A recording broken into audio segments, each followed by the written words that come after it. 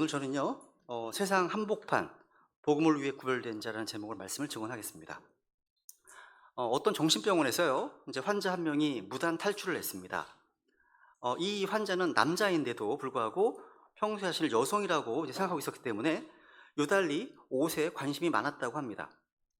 근데 그가 어디로 갔을까를 고민하다가 사람들은 이제 명동의 옷이 아니야, 명동의 옷이 아닐까 이렇게 생각했습니다. 그래서 급히 명동으로 가봤더니 아닌 게 아니라 패션상과 주의를 서성으로 있었다고 합니다. 제가 이 이야기를 통해서 무슨 말씀을 드리려고 하냐면, 인간은요, 자기가 누구인가 인식한 대로 행동한다는 겁니다.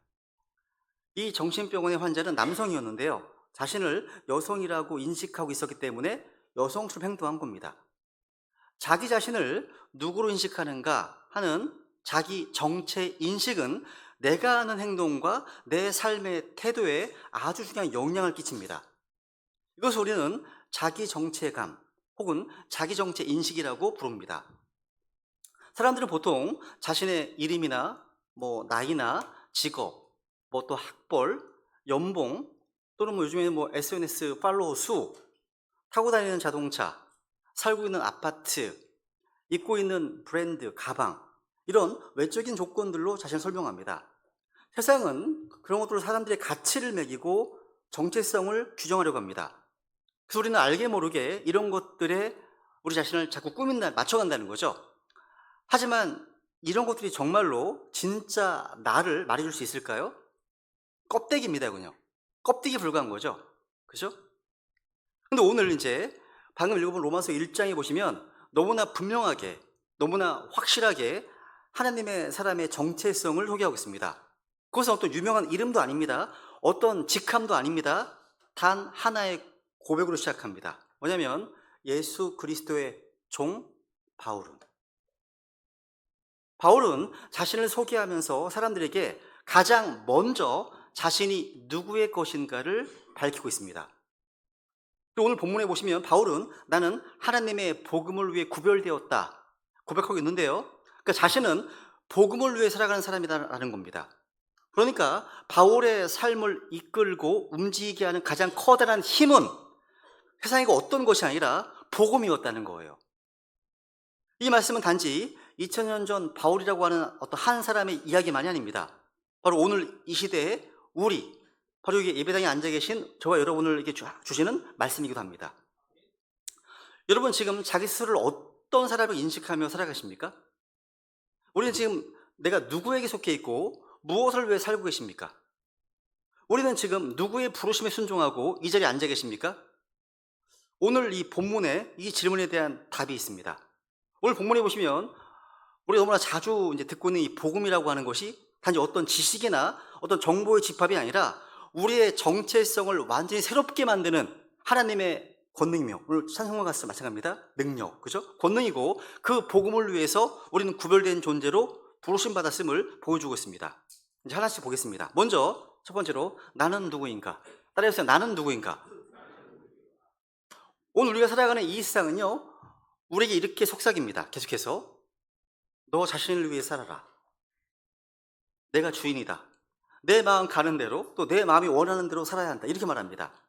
세상이 중요하게 여기는 것은 더 높이 올라가는 것이고 더 많이 가지는 것이고 다른 사람보다 더 잘나 보이고 돋보이는 겁니다.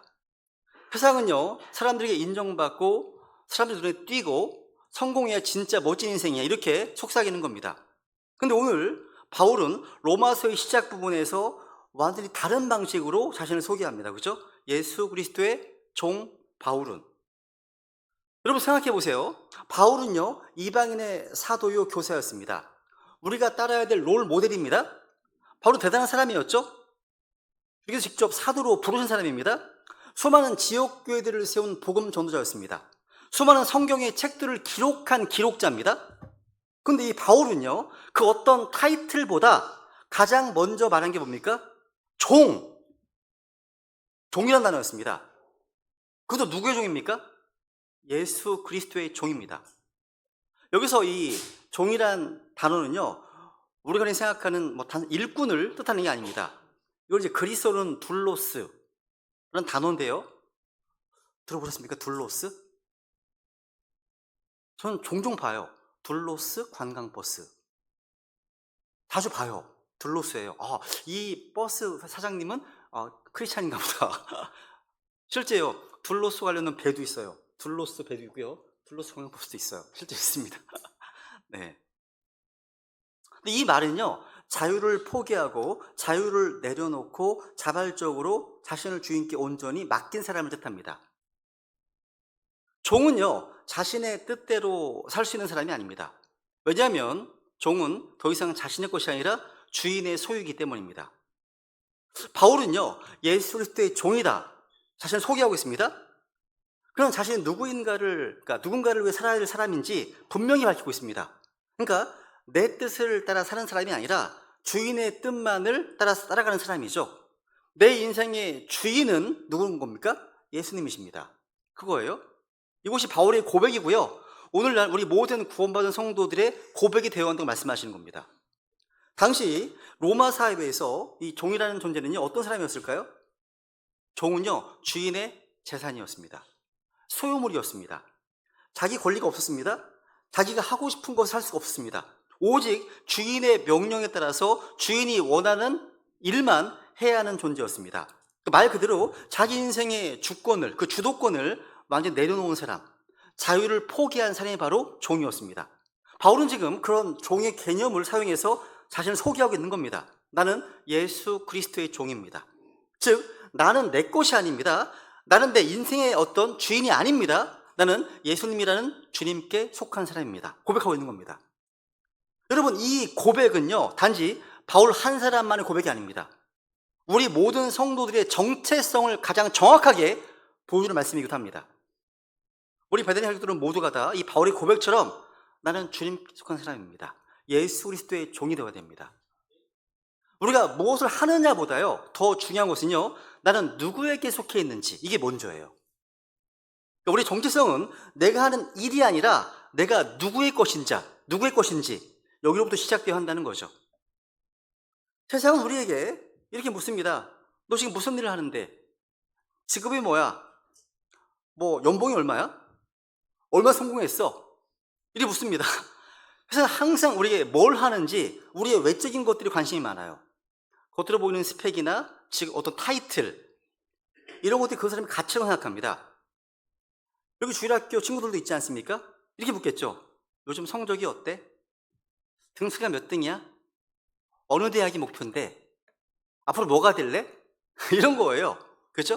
그러니까 세상은 내가 얼마나 잘하는지, 어디까지 올라가는지 여기 관심이 많다는 겁니다. 하지만 우리 하나님은 다르게 물으십니다. 너는 지금 누구를 섬기고 있느냐? 너는 지금 누구의 것이냐? 너는 누구의 음성에 귀를 기울이고 있느냐? 내가 너의 주인으로서 너는 나의 뜻에 순종하고 살고 있느냐? 이걸 물으신다는 거예요. 그러니까 하나님은요, 우리의 외적인 것보다 내가 누구의 통치를 받는지 그걸 보십니다. 그러니까 내가 하는 일보다, 어떤 공부보다 그 일을 왜 하고 있는지, 누구를 위해서 하고 있는지를 보신다는 거예요. 이게 중요합니다. 바울은 나는 예수 그리스도의 종입니다. 나는 주님의 것입니다. 고백했습니다. 여러분, 이 고백이 바로 우리 모두의 정체성이 되기를 간절히 원합니다. 성경이 이렇게 말씀하십니다. 한번 고린도서 6장 19, 20절입니다. 읽어볼까요? 시작. 무슨 말이냐? 너희 몸이 너희 안에 계시는 성령님의 전인 줄을 너희가 알지 못하느냐? 너희가 그분을 하나님에게서 받았고 또 너희는 너희 자신의 것이 아니니 주께서 값을 치르고 너희를 사셨느니라. 그러므로 하나님의 것인 너희 몸과 너희 영으로 하나님께 영광을 돌리라. 우리 몸은 더 이상 우리 것이 아닙니다. 그죠? 왜입니까? 주님께서 값을 주고 사신 그분의 소유이기 때문입니다. 그 값이 무엇입니까? 돈입니까? 아닙니다. 은, 금도 아닙니다. 예수님 자신의 피, 그분의 생명이 그 대가였습니다.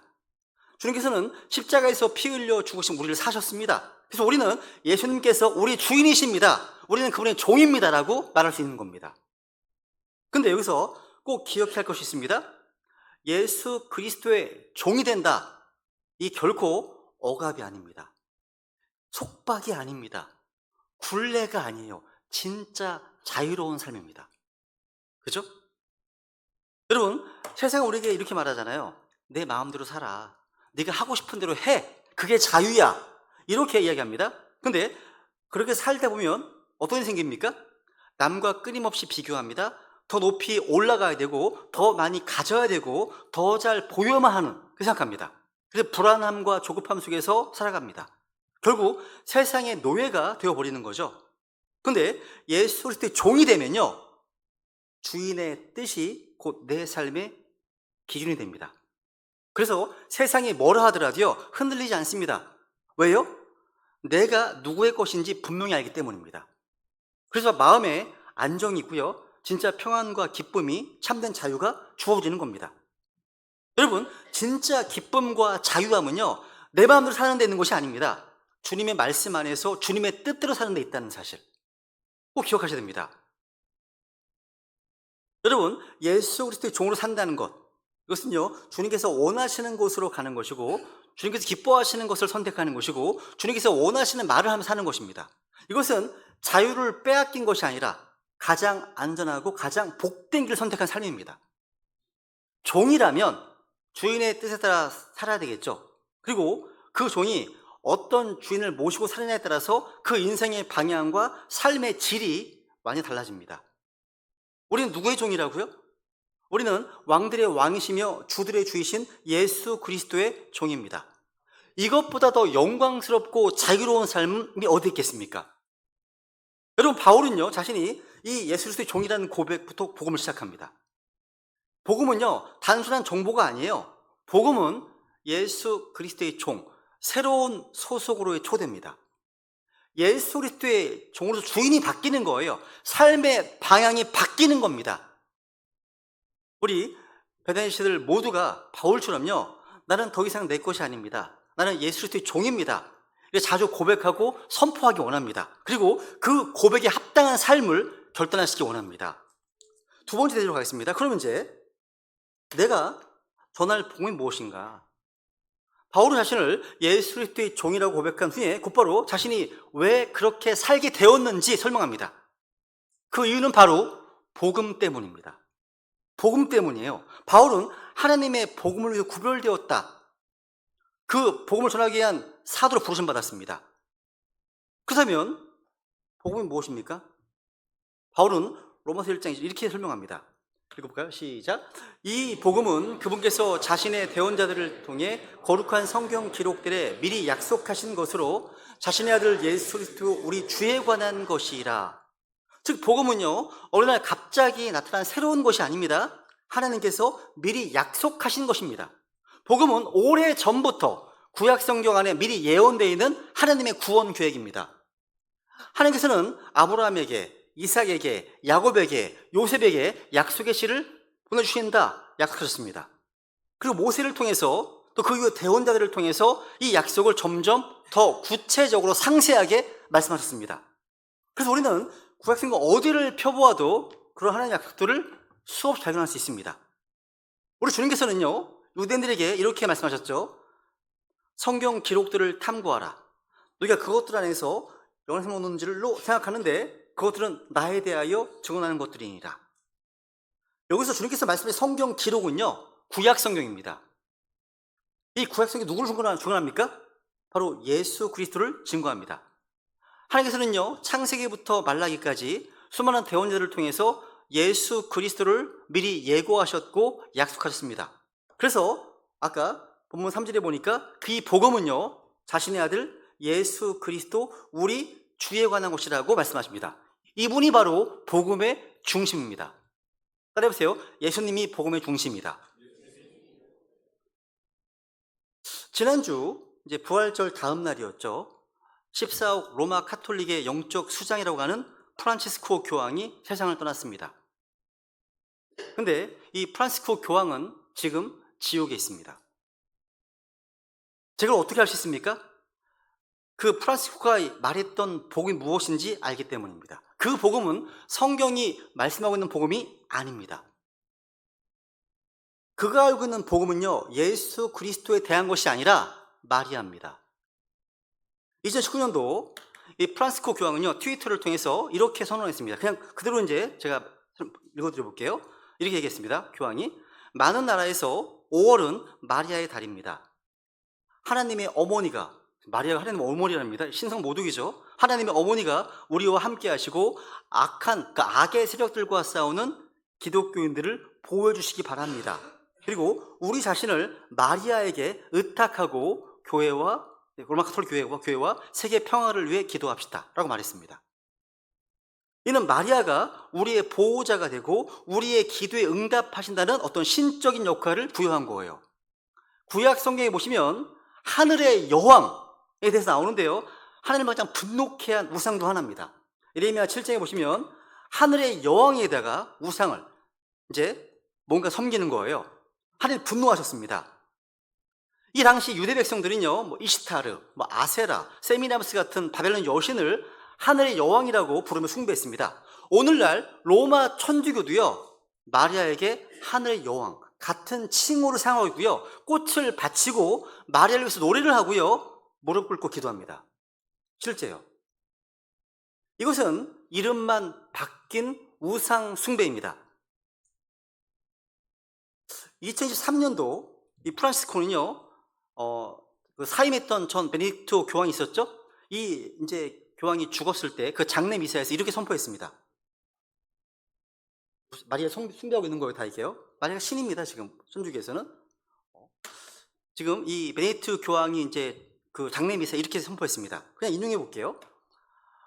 우리는 사랑하는 베네딕토 교황의 영혼을 지극히 거룩하신 마리아께 의탁합니다. 그녀가 이 교황을요, 하나님 아버지께 인도해 주시기를 바랍니다 라고 선포했습니다. 실제요. 즉 교황 프란시스코는요, 베네딕토의 영혼을 지극히 거룩하신 어머니 마리아에게 의탁한다고 선언했습니다. 이것은 마리아가 죽은 자의 그 혼을 천국으로 이끌 수 있다고 하는 전제를 바탕으로 하는 겁니다. 이건 복음이 아니죠. 프란시스코가 말한 복음은요, 성경이 말씀하고 있는 복음이 아닙니다. 저주받을 이단 복음입니다. 성경에서 말씀하고 있는 복음은 예수 그리스도 우리 주에 관한 것이지 결코 마리아가 아니죠. 마리아는 인간의 구원에서 그 어떤 역할도 할 수 없다는 것이 성경의 증언입니다. 여러분, 누가 죽은 자의 혼을 하나님께로 인도할 수 있습니까? 오직 예수 그리스도십니다. 읽어볼까요? 시작. 이는 한 하나님이 계시고 하나님과 사람들 사이에 한 중재자 곧 사람이신 그리스도 예수님이 거기 계시기 때문에. 읽겠습니다. 시작. 예수님께서 그에게 이르시되 내가 곧 길이요 진리요 생명이니 나를 통하지 않고서는 아무도 아버지께 오지 못하니라. 제 얘기가 아닙니다. 여러분, 마리아 자신도요 스스로 고백합니다. 구원자를 기뻐한다고요. 구원자가 필요한 죄인을 고백합니다. 누가 보면 1장에 보시면 마리아가 고백합니다. 마리아가 이르되 내 혼이 주를 크게 높이고 내 영이 하나님 곧 마이 세이비어 내 구원을 기뻐하였나니 말씀하십니다. 마리아는요 자신도 구원자가 필요하다는 고백했습니다. 성경 그 어디에서도 마리아에게 기도하거나 마리아가 중보자라는 말씀 없습니다. 마리아는요 예수님을 낳은 도구이고 그릇이었지만 결코 구원자도 중보자도 아닙니다. 이 마지막 시대에 프란시스코가 남긴 것들에 대해서는 제가 오후에 살펴볼 겁니다. 여러분, 마리아가 복음이 아닙니다. 우리는 오직 예수 그리스도만이 우리의 유일한 소망이고 구원의 길이라는 사실. 이거 보시면 우리 구원 어떻게 받습니까? 보세요. 왼쪽 다 낫이 들어있죠? 그죠? 그냥 제가 얘기해볼게요. 그냥 베드로도 아니고 마리아도 아니고 행위도 아니고 미사도 아니고 세례로도 아니고 교회 출석으로도 아니고 11조로도 아니고 안식일 지킨다고 해서도 아니고 고행한다고 사제구실을 고백한다고 임용시 마지막 성사를 한다고 구원받는 것은 아닙니다. 왼쪽이 다 끝났습니다. 오른쪽 뭐예요? 연옥도 아니고 묵주기도도 아니고 성지 순례도 아니고 율법을 지킨다고도 아니고 가난하다고 구원받는 것도 아니고 조금 더 배운다고 되는 것도 아니고 율법을 지킨다고 되는 것도 아니고 그죠? 촛불로도 아니고 성수로도 아니고 물 세례로도 아니고 성상에 대한 경건과 헌신도 아니고 맞죠? 한마디로요 어떤 행위나 종교적 요소로는 구원받을 수 없다는 말입니다. 그죠? 오직 예수 그리스도를 믿음으로만 구원이 주어집니다. 이 복음은 변하지 않습니다. 교황도 이 복음을 대신할 수 없고요. 전통이나 철학이나 어떤 종교도 이 복음을 대신할 수 없습니다. 새 신자들 중에 그런 질문 하시는 분이 계십니다. 성경이 너무 두껍다고, 내용이 많다고 핵심이 뭔가요? 묻습니다. 그럼 이렇게 대답합니다. 한 문장으로 말하면 성경은 예수 그리스도에 대한 이야기라고. 성경은 단순한 윤리책도 아니고 종교 철학서도 아닙니다. 성경은 하나님께서 육체로 나타나신 예수 그리스도를 증언하는 책이라고요. 그분이 누구신지, 그분이 어떻게 이 땅에 오셨고 어떻게 죽으셨는지, 어떻게 부활하셨는지, 또 그분을 통해서 어떻게 구원받는지, 그리고 그분께서 다시 이 땅에 오셔서 세우실 왕국을 증언하는 책이라고요. 근데 오늘 본문에 보시면요, 바울은 복음을요 두 가지 핵심 표현으로 요약합니다. 3절 4절입니다. 시작. 자신의 아들 예수 그리스도 우리 주에 관한 것이라. 그분께서는 육체로는 다윗의 씨에서 나셨고 거룩함의 영으로는 죽은 날부터 부활하심으로써 권능 있게 하나님의 아들로 밝히 드러나셨느니라. 이 말씀에서 바울은 복음의 두 기둥을 제시합니다. 첫째로 뭡니까? 육체로는 다윗의 씨에서 나셨다. 이 말은요, 예수님께서 참 인간으로 이 땅에 오셨다는 거죠. 예수님은 신화나 상상 속 인물이 아닙니다. 그분은 2000년 전 실제 유대 땅에 태어나셨고 거기서 자라나셨고 고난 받으셨고 십자가에 죽으셨습니다. 그분은 사람의 아들로 오셔서 배고픔을 느끼셨고 눈물을 흘리셨고요, 외로움과 슬픔을 겪으셨습니다. 유혹은 받으셨지만 죄는 없으신 완전한 인간으로 이 땅에 오셨습니다. 동시에 그분은 단지 인간만이 아니십니다. 두 번째 보시면 거룩함의 영으로는 죽음으로부터 부활하심으로써 권능 있게 하나님의 아들로 밝게 드러나셨느니라. 이 말은 예수님께서 참 하나님이심을 부활을 통해서 명백히 증명하셨단 말입니다. 예수님은 사망 권세를 깨뜨리시고 부활하심으로써 자신이 하나님의 아들이시라는 것, 유일한 구원자이심을 온 세상 앞에 선포하셨습니다. 여러분, 복음은요 예수 그리스도 그분에 대한 이야기입니다. 예수님은 완전한 사람이시고 참 하나님이십니다. 그분께서 나와 같은 죄인을 위해 대신해서 피 흘려 죽으시고 내 모든 죄를 대신 짊어지셨고요, 죽음을 이기시고 다시 살아나셔서 이제 나의 구원자가 되어주셨습니다. 그죠? 이것이 바로 우리가 믿고 전하고 살아가야 될 복음인 것입니다. 이 복음은요 살아계신 예수님을 통해서 하나님의 사랑을 깨닫고 하나님의 권능이 실제로 내 삶에 임하는 거예요. 오늘날 많은 사람들이요 복음, 가스펠, 이 복음이라는 말을 너무 가볍게 사용합니다. 그저 복음을 그저 천국 가는 티켓 정도로만 여깁니다. 하지만 아닙니다. 복음은요 지금 이 자리에서 내 삶을 바꾸는 능력입니다. 복음은요 내가 누구인가 라고 하는 내 정체성을 새롭게 하고요, 복음은 나로 하여금 세상과는 전혀 다른 길로 세상 가운데 걷게 만드는 하나님의 권능인 것입니다. 여러분, 우리는 복음을 단지 배우는 것에 그쳐서는 안 됩니다. 복음을 살아내야 됩니다. 복음은요 구원받은 우리의 삶을 움직이게 하는 엔진입니다. 복음은요 우리가 세상과 다른 삶, 세상과 구별된 삶을 살아갈 수 있도록 해주는 능력의 원천인 겁니다. 바울은요 이 놀라운 복음을 전하는 일에 자신의 생명을 걸었습니다. 오늘 본문 16절에 보시면요, 1장 16절에 보시면 이렇게 고백합니다. 16절 시작. 내가 그리스도의 복음을 부끄러워하지 아니하오니 이는 그 복음이 믿는 모든 자에게 구원을 주시는 하나님의 권능이기 때문이라. 먼저는 유대인에게요 또한 그리스인에게로다. 여러분, 바울은요 복음을 부끄러워하지 않았습니다. 왜요? 이 복음이 단지 말이나 지식이 아니라 믿는 자에게 실제 구원을 주시는 하나님의 권능이기 때문입니다. 그렇다면 여러분, 이 복음을 알고 계십니까? 단지 머리로만이 아니라 이 복음을 하나님의 권능으로 체험하셨습니까? 그리고 이 복음을 부끄러워하지 않고 담대히 증언하고 계십니까? 이 복음은요 교회 안에서만 쓰는 단어가 아닙니다. 복음은요 우리의 가정에서, 우리의 직장에서, 또 우리의 학교에서, 우리의 일상 속 말과 행동에서 나타나야 할 능력입니다. 복음은요 나를 바꾸는 하나님의 권능입니다. 복음은요 나를 새롭게 하고요, 내 삶의 인생의 방향을 돌이켜서 나로 하여금 주님의 뜻대로 살아가게 하는 살아있는 능력인 겁니다. 죽은 이론이 아니에요. 복음은요, 복음은 지금도 살아 역사하셔서 그 하나님의 실질적인 권능이라는 거죠. 그러면 세 번째로, 나를 왜 부르셨을까요? 여러분, 바울은요, 자신이 복음을 위해 구별되었을 뿐만 아니라 그 복음을 통해서 주님께서 그를 왜 부르셨는지를 증언하고 있습니다. 5절에 보시면 그분에 의해 우리가 은혜와 사도직을 받아 그분의 이름을 위하여 모든 민족들 가운데서 믿음에 순종하게 하였는데, 여기 믿음에 순종하게 하였는데, 이게 무슨 말이죠? 복음을 듣고 예수 그리스도를 자신의 구원자요 주님으로 믿는 것이 믿음에 순종하는 것입니다.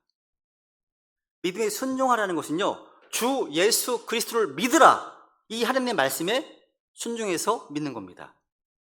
주여 내가 믿겠습니다 고백하고 결단한 사람들 모두가 다 이 복음에 순종한 것이고 믿음에 순종한 것입니다. 그런데 반대로 복음을 듣고도 주님을 거부하는 것은요, 중립이 아니라 그것은 불순종입니다. 복음에 순종하지 않으면 어떻게 됩니까? 사도행전서 1장 8절입니다. 읽어볼까요? 시작. 하나님을 알지 못하는 자들과 우리 주 예수 그리스도의 복음에 순종하지 아니한 자들에게 타오르는 불로 징벌하실 때 이루어질 것이며, 여기 복음에 순종하지 아니한 자들, 이 누굽니까? 믿음에 순종하지 않는 자들입니다. 이들에게는요, 타오르는 불로 징벌하십니다. 그죠? 또 믿음에 순종하지 않는 자들, 믿지 않는 자들에게 성경은 말씀하시길 이미 정죄를 받았다, 믿지 않는 자는 이미 정죄를 받았다고 증언하십니다.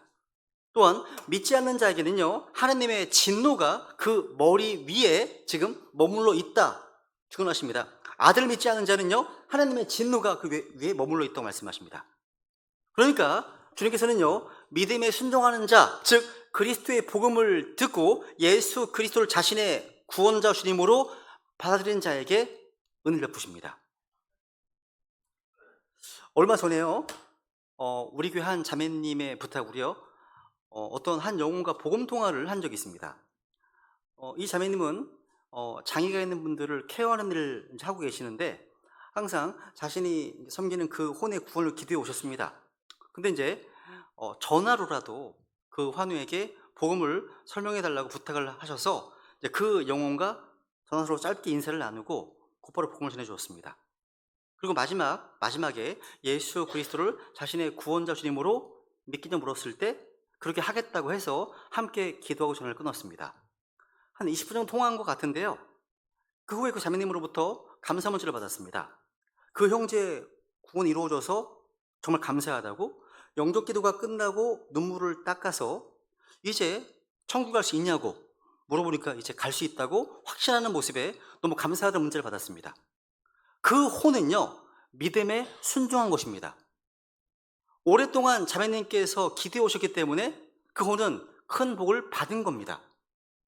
그러고 보니 우리 구원받은 성도님들과 함께 살아가고 있는 믿지 않는 영혼들은 참 복되다 생각합니다.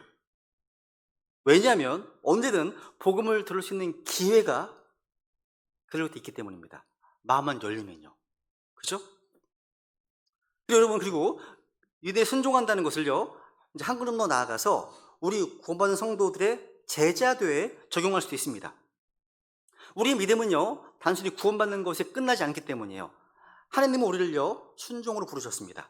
믿음으로 시작되었지만 그 믿음 반드시 순종의 열매를 맺어야 한다는 거죠. 이것이 바로 부르심의 목적입니다.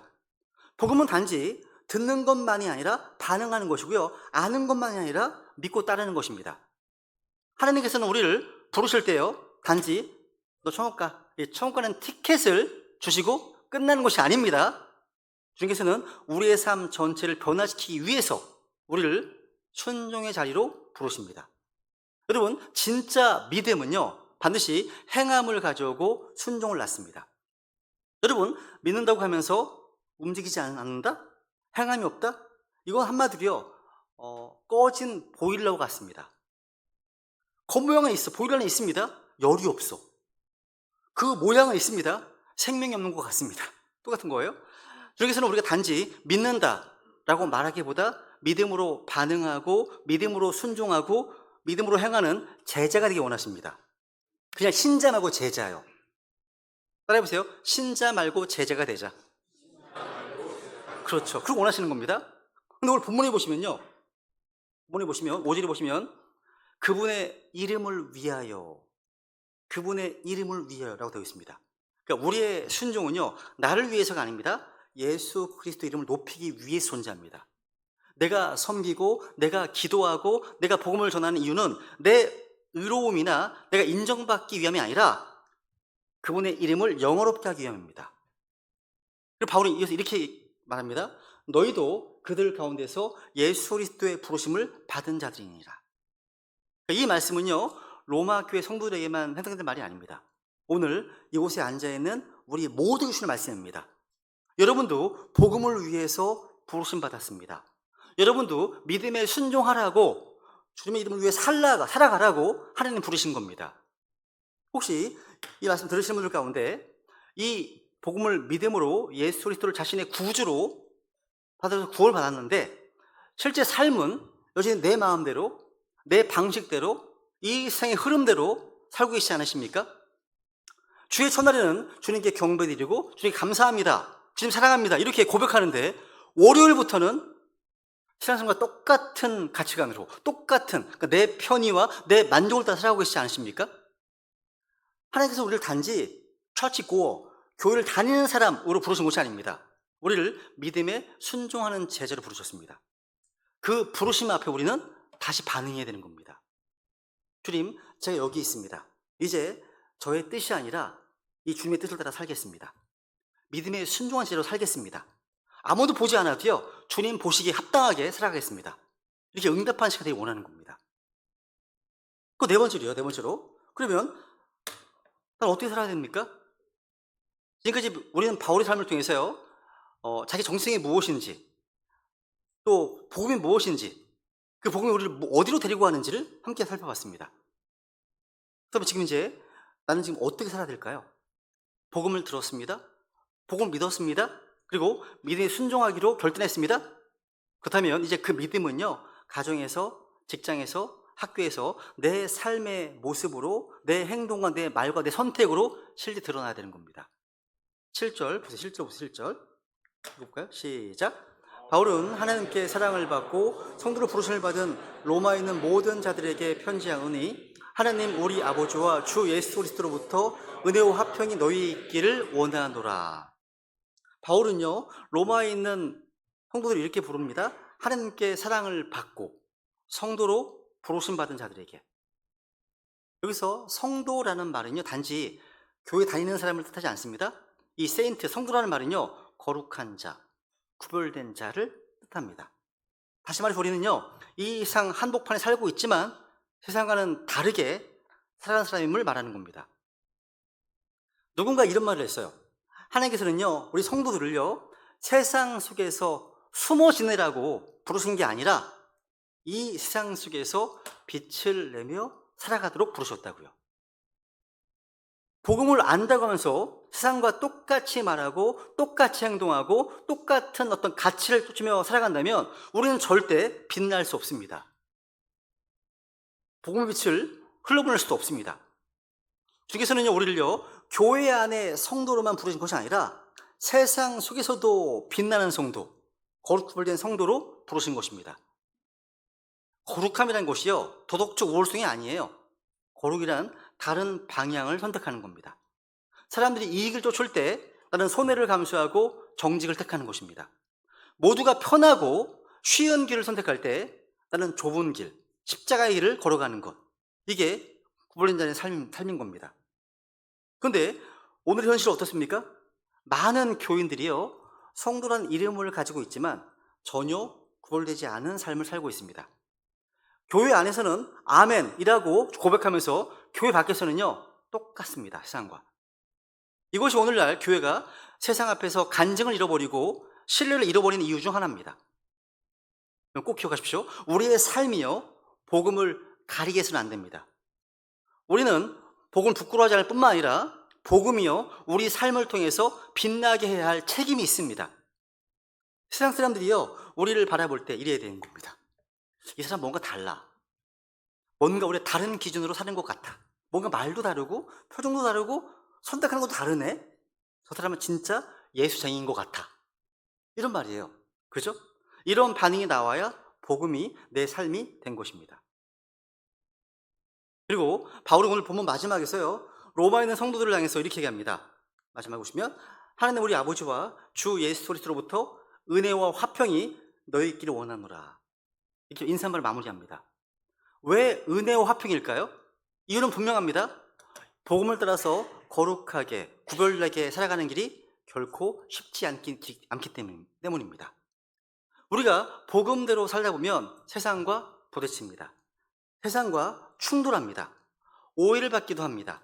사람들에게 외면당하고 고독과 손해를 감수해야 할 때도 있습니다. 그러니까 우리에게 날마다 하느님의 은혜가 필요합니다. 사람의 어떤 위로가 아니라 하나님께 주시는 어떤 평안, 참된 평안, 하나님의 화평이 또 필요한 겁니다. 여러분, 우리는 복음으로 구별된 자들입니다. 그러니까 세상 가운데 숨지 마십시오. 세상과 타협하지 마십시오. 복음을 위해 때로는 불편한 선택을 하십시오. 쉽지 않지만 옳은 길을 선택하시라는 거죠. 주님께서 여러분에게 은혜 화평을 주실 것입니다. 그러니까 복음을 따라가는 길에 결코 혼자가 아니심을 기억하시면 좋겠습니다. 오늘 말씀 마무리하겠습니다.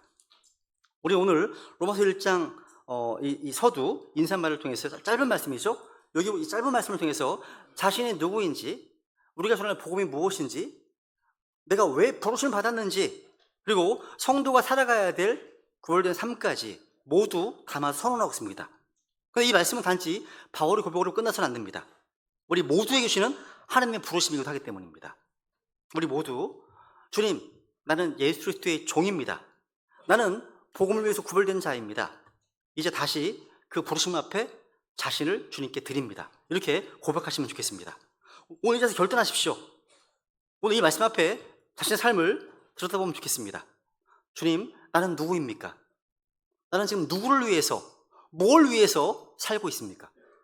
나는 정말 복음을 위해서 구별된 삶을 살고 있습니까? 이 질문 앞에 진정으로 회개하고 결단한 자에게 하나님은 반드시 은혜 화평을 부어줄 것입니다. 우리 이 시간 복음을 위해서 구별된 삶을 다시 시작하겠노라고, 예수 그리스도의 종이라는 그 자리로, 순종의 자리로, 성도의 자리로 돌아가겠노라고 이 시간 결단하시면서 주님께 은혜를 구하겠습니다. 기도하시겠습니다.